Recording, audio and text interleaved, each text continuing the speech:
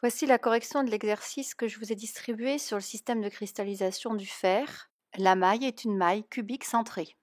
La première question consistait à représenter cette maille en perspective cavalière. Donc n'utilisez pas la représentation de GeoGebra, mais utilisez vos connaissances de géométrie dans l'espace.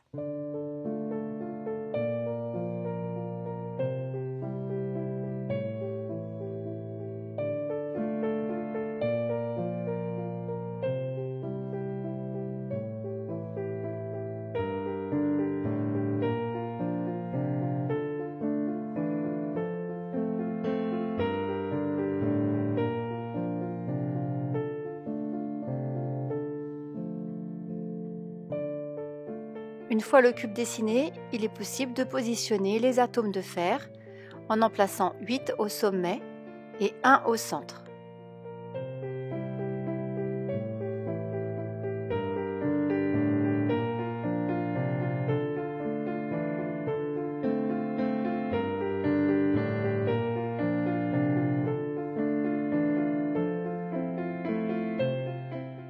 Vous remarquerez que j'ai oublié de positionner un atome de fer en haut à gauche de la face visible de mon cube. La question suivante vous demande de dénombrer le nombre total d'atomes dans la maille. Un cube possède 8 sommets et il y a 1/8 d'atomes à chaque sommet. Si vous avez un souci avec cette représentation, je vous laisse revenir à l'activité faite avec GeoGebra. Ce qui nous donne 8 sommets avec 1/8, 8 fois 1/8, un atome entier.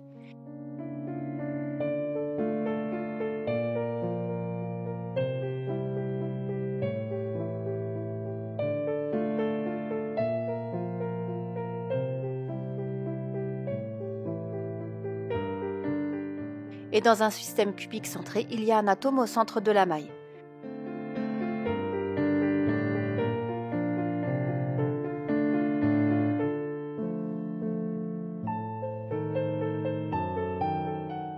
Ce qui nous fait donc un total de 2 atomes par maille.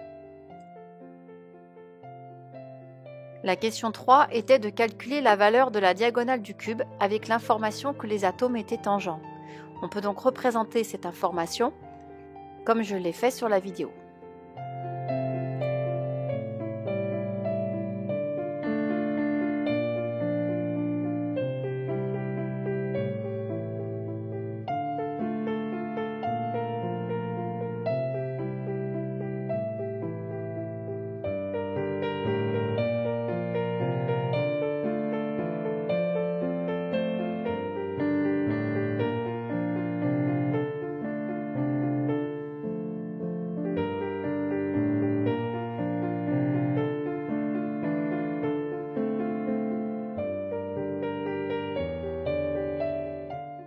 Il est alors possible d'en déduire la valeur A0 de la diagonale du cube.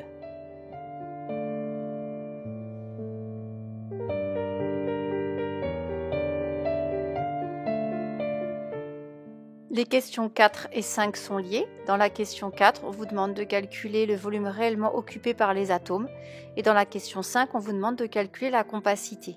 Il faut alors connaître la valeur du volume d'une sphère, un atome étant une sphère, et ensuite appliquer la formule de la compacité vue en cours.